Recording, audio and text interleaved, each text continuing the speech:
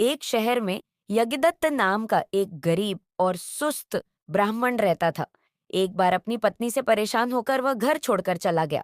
जंगल से गुजरते समय उसे एक कुएं से आती कुछ आवाजें सुनाई दी।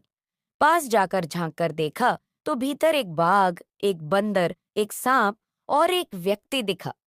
बाघ ने उसे देखकर आवाज दी और बोला, श्रीमान कृपया मदद कीजिए। ब्राह्मण ने उत्तर दिया, नहीं, मैं ऐसा नहीं कर सकता। यदि मैं तुम्हें बाहर निकालूंगा तो तुम मुझे मार डालोगे।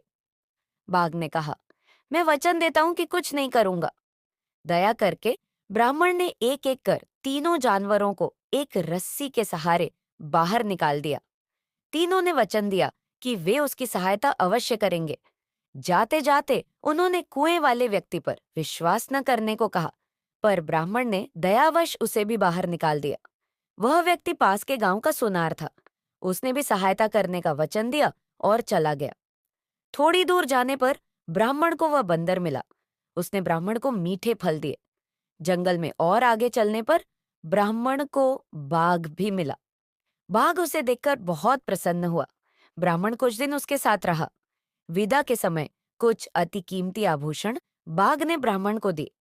ये आभूषण एक राजकुमार के थे जिसे बाघ ने मारा था। ब्राह्मण आभूषण लेकर शहर गया। वहां सोनार के पास जाकर बोला, इन्हें बेचकर क्या तुम मुझे पैसा दे सकते हो? सुनार ने राजकुमार के गहने तुरंत पहचान ली।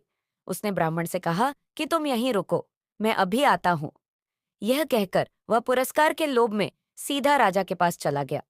राजा ने तुरंत उन आभूषणों को पहचान लिया और पूछा, ये तुम्हें कहाँ मिले? सुनार ने कहा, महाराज, एक ब्राह्मण ने ये मुझे दिए हैं।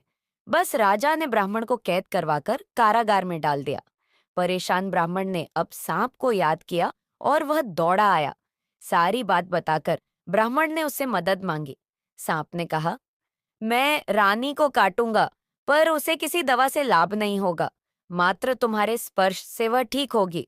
प्रसन्न होकर राजा तुम्हें मुक्त कर देगा। वैसा ही हुआ। सांप ने रानी को काटा। उस पर किसी दवा ने काम नहीं किया।